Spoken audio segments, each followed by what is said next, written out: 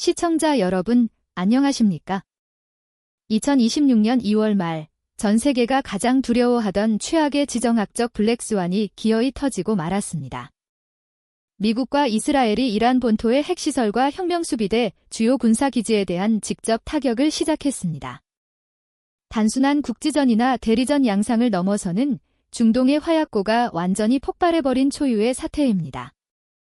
오늘 영상에서는 지금 당장 뉴스에서 쏟아지는 자극적인 파편들을 넘어 이 전쟁이 왜 극동아시아에 있는 대한민국, 그리고 당장 여러분의 지갑과 대출이자, 주식계좌에 치명적인 직격탄이 되는지 그 냉혹한 현실을 심층적으로 분석해 보겠습니다. 먼저 현재 벌어지고 있는 세계적 정세의 본질부터 짚어보겠습니다. 이번 공격은 하루아침에 우발적으로 일어난 것이 아닙니다. 이란의 우라늄 농축 농도가 레드라인을 넘어 무기화 임계점에 도달했다는 첩보, 그리고 홍해와 중동 전역에서 친이란 무장 세력들이 미국과 이스라엘의 인내심을 한계치까지 밀어붙인 결과입니다.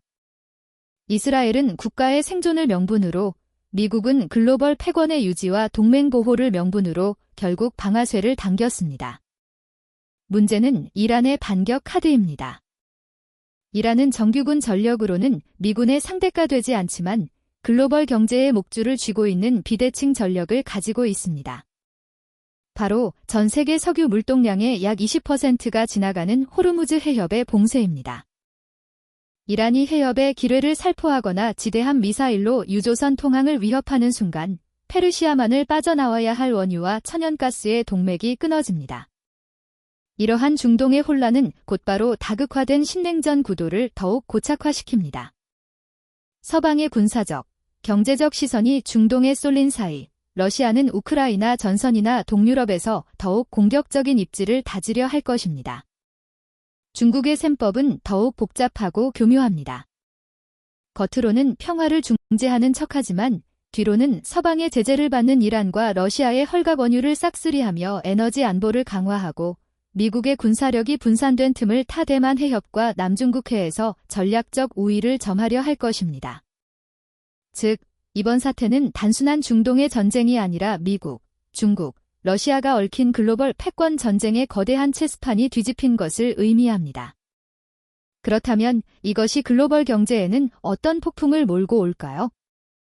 한마디로 요약하면 진플레이션의 악몽과 스태그플레이션의 공포가 다시 전 세계를 덮치는 것입니다.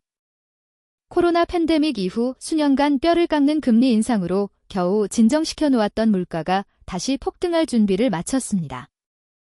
호르무즈 해협의 불안은 국제 유가인 브렌트유와 서부 텍사스 산원유 가격을 단숨에 배럴당 $100 위로 밀어올렸고, 사태가 장기화될 경우 120달러에서 150달러 선까지 치솟을 수 있다는 공포가 시장을 지배하고 있습니다.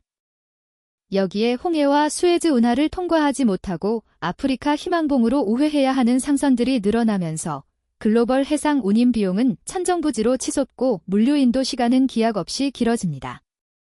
이는 미국 연방준비제도, 즉 연준에게는 최악의 딜레마입니다. 경기를 살리기 위해 금리를 서서히 내려야 할 타이밍에 유가 폭등으로 인한 물가 상승 압력이 거세지니 금리를 내리기는커녕 오히려 동결하거나 다시 올려야 하는 압박을 받게 됩니다.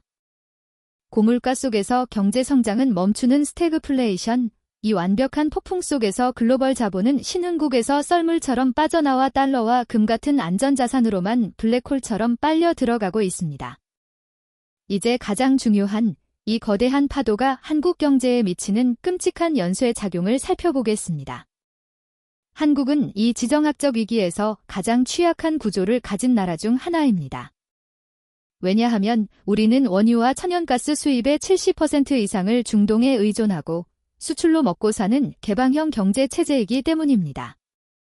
첫 번째 타격은 당장 눈앞에 닥친 초고 유가가 $100를 넘어가면 당장 국내 주유소 휘발유 가격은 리터당 2,000원을 가볍게 돌파할 것입니다. 하지만 개인의 차량 유지비는 시작에 불과합니다. 원유를 들여와 가공하는 정유, 석유화학 산업은 원가 부담에 짓눌리게 됩니다. 더욱 심각한 것은 한국전력과 가스공사의 적자 문제입니다. 수입 에너지 가격이 폭등하는데 물가 안정을 이유로 요금을 억누른다면 공기업의 천문학적 부채가 터져버리고 반대로 요금을 현실화한다면 가계와 기업의 전기, 가스 요금이 폭등해 서민 경제와 제조업 경쟁력이 연쇄적으로 무너집니다. 두 번째 타격은 환율 폭등, 이른바 킹달러의 귀환입니다.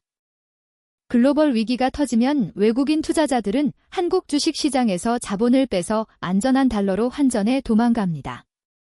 코스피와 코스닥이 폭락하는 것은 물론이고 원화 가치가 급락하면서 원달러 환율이 1,400원, 심하면 그 이상으로 치솟게 됩니다.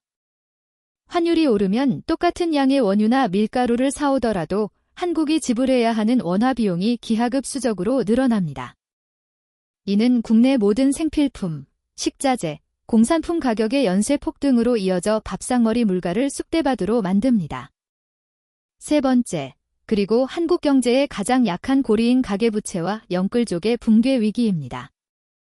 앞서 말씀드린 대로 유가 폭등과 환율 급등은 국내 물가를 미친 듯이 끌어올립니다. 한국은행 입장에서는 치솟는 물가를 잡고 외국인 자본 유출을 막기 위해 기준금리를 내릴 수가 없습니다. 오히려 상황이 악화되면 금리를 올려야 할 수도 있습니다.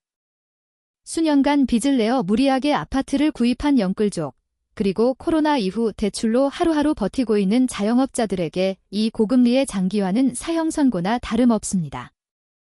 내 월급은 그대로인데 대출 이자는 한 달에 수십만 원씩 늘어나고 마트에서 장을 보거나 기름을 넣을 때 체감하는 물가는 2배로 뛰는 극단적인 고통이 시작되는 것입니다. 소비가 침체되니 기업은 사람을 뽑지 않고 구조조정을 단행하며 내수 경제는 완전히 얼어붙게 됩니다.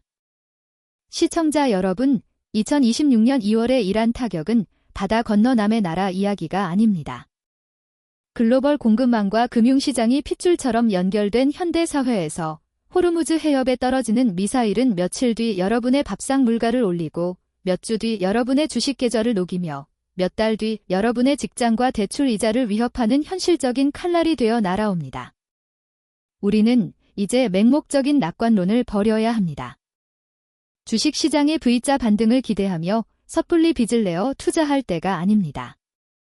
현금 비중을 최대한 늘리고 불필요한 지출을 통제하며 대출 원금을 조금이라도 줄여 다가올 거대한 경제적 한파에 대비해 스스로의 방어막을 쳐야 할 시점입니다.